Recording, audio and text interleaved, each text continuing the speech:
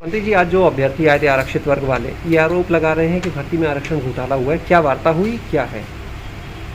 देखिए, सबसे पहले तो मैं कहना चाह रहा हूँ कि इन अभ्यर्थियों को उत्तर प्रदेश की योगी सरकार को और विशेष रूप से माननीय मुख्यमंत्री श्री योगी आदित्यनाथ जी को धन्यवाद देना चाहिए कि जिस समय पूरा विश्व और हमारा देश भी, हमारा प्रदेश भी कोविड-19 की महामारी से जूझ रहा था और 69,000 भर्ती का मामला माननीय न्यायालय में लंबित था, सरकार ने विशेष प्रयास करके मामले का निस्तारण करा के और सरकार का जो स्टैंड था, जो पॉलिसी थी, उस आधार पर माननीय न्यायालय ने जब मुहर लगाई तब हमने 69,000 भर्ती प्रक्रिया पूरी की, जिसके कारण जो योगी सरकार का मिशन रोजगार चल रहा है, जिसके अंतर्गत पिछले 4 साल में सरकार ने 4 लाख से अधिक नौजवानों को रोजगार दिया है, उसी के अंतर्गत बेसिक शिक्षा विभाग में अकेले 1,27,000 से ज़्यादा नौजवानों को रोजगार मिला और हमारे स्कूलों को शिक्षक मिले।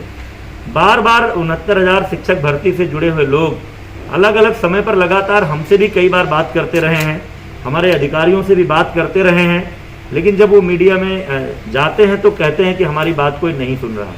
आज हमारे आवास पर सुबह उन्होंने धरना दिया था, इसलिए मैंने उनको आमंत्रण दिया कि आप 12 बजे हमारे कार्यालय में आइए, आप जो कहना चाह रहे हैं हम आपकी बात सुनेंगे। यद्यपि इसके पहले एक बार और आप सब जानते हैं, BBIP गेस्ट हाउस में एक तरफ अपने अधिकारियों को बैठाकर, एक तरफ इनके प्रतिनिधि मंडल को, 7 सदस्यीय प्रतिनिधि मंडल को बैठाकर हमने बात की थी, इनके जो प्रश्न थे उसके उत्तर दिए थे, लेकिन आज फिर ये लोग मिलना चाहते थे तो हमने आमंत्रित किया था, उनसे बात हुई है। पहली बात, वो कहते हैं कि आरक्षण का अनुपालन नहीं हुआ है। इस बात को मैं स्पष्ट रूप से कहना चाहता हूँ, पूरी भर्ती प्रक्रिया पूरी तरह से पारदर्शी हुई है, NIC के द्वारा ऑनलाइन हुई है। हमने भी उस सूची को नहीं देखा है कि कौन भर्ती हुआ है, इस स्तर की पारदर्शिता उस भर्ती में हुई है और आरक्षण के उपबंधों का 100% अनुपालन हुआ है। ये लोग कई बार ये आरोप लगाते हैं कि जो 69,000 की भर्ती में आरक्षित वर्ग की जो संख्या होनी चाहिए 18,598, उससे कम भर्ती हुई है। इस संदर्भ में मैं आपको बताना चाहता हूं कि जो अन्य पिछड़ा वर्ग के आरक्षित कैटेगरी के 8,755 जो क्षैतिज आरक्षण होता है, जिसमें उस वर्ग की महिलाएं, उस वर्ग के दिव्यांग, उस वर्ग के भूतपूर्व सैनिक और उस वर्ग के स्वतंत्रता संग्राम सेनानी होते हैं, और 9,843 जो अन्य पिछड़ा वर्ग की मेरिट की अभ्यर्थी होती है, यानी 18,598 वो तो हुआ ही है। शेष जो अपनी मेरिट के आधार पर, MRC के आधार पर लोग, अन्य पिछड़ा वर्ग के लोग जाकर सामान्य वर्ग में चयनित हुए हैं, ये संख्या मिलाकर 18,500 जो संख्या आ रही है, इसके अतिरिक्त 31,000 से ज़्यादा इस पूरी भर्ती प्रक्रिया में 31,000 से ज़्यादा अन्य पिछड़ा वर्ग के लोग भर्ती हुए हैं। इसलिए इस तरह का आरोप लगाना कि जितना होना चाहिए था उससे कम है, ये बिल्कुल निराधार है। अब मनगढ़ंत जानकारियों के आधार पर ये चीज़ें करते हैं। तीसरी बात, इन लोगों ने ये कहा था, सामान्य वर्ग का जो निकल कर आता है, जो हमारा सामान्य वर्ग की सीट हो रही थी 34,589, इसमें जो मूल सामान्य वर्ग के अभ्यर्थी हैं वो केवल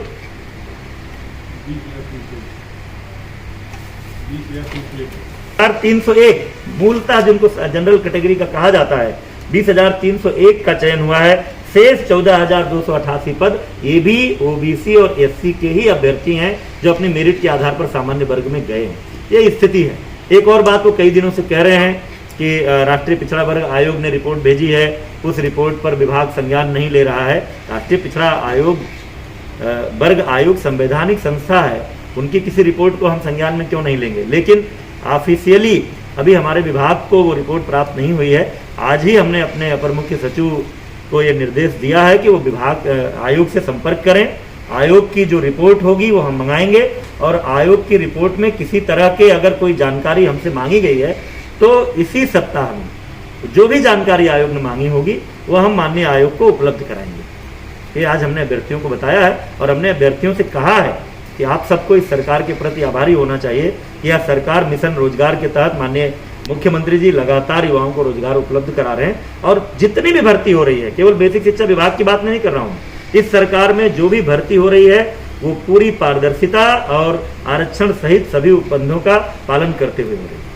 मंत्री जी, इसके अलावा के आधार पर लोग, अन्य पिछड़ा वर्ग के लोग जाकर सामान्य वर्ग में चयनित हुए हैं। ये संख्या मिलाकर 18,500 जो संख्या आ रही है इसके 31,000 से ज़्यादा, इस पूरी भर्ती प्रक्रिया में 31,000 से ज़्यादा अन्य पिछड़ा वर्ग के लोग भर्ती हुए हैं।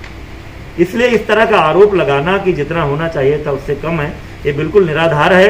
अब मनगढ़ंत जानकारियों के आधार पर ये चीज़ें करते हैं। तीसरी बात, इन लोगों ने ये कहा था सामान्य वर्ग का जो निकल कर आता है, जो हमारा सामान्य वर्ग की सीट हो रही थी 34,589, इसमें जो मूल सामान्य वर्ग के अभ्यर्थी हैं वो केवल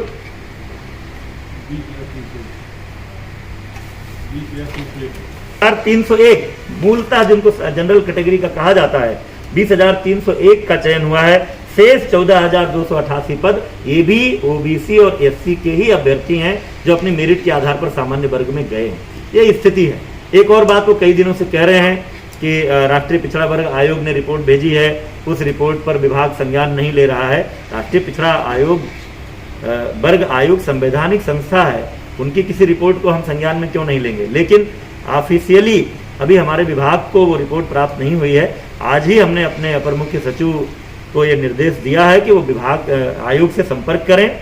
आयोग की जो रिपोर्ट होगी वो हम मंगाएंगे और आयोग की रिपोर्ट में किसी तरह के अगर कोई जानकारी हमसे मांगी गई है तो इसी सप्ताह में जो भी जानकारी आयोग ने मांगी होगी वो हम माननीय आयोग को उपलब्ध कराएंगे। ये आज हमने अभ्यर्थियों को बताया है और हमने अभ्यर्थियों से कहा है कि आप सबको इस सरकार के प्रति आभारी होना चाहिए कि यह सरकार मिशन रोजगार के तहत माननीय मुख्यमंत्री जी लगातार युवाओं को रोजगार उपलब्ध करा रहे हैं। और जितनी भी भर्ती हो रही है, केवल बेसिक शिक्षा विभाग की बात नहीं कर रहा हूँ, इस सरकार में जो भी भर्ती हो रही है वो पूरी पारदर्शिता और आरक्षण सहित सभी उपबंधों का पालन करते हुए हो रही है। मंत्री जी, इसके अलावा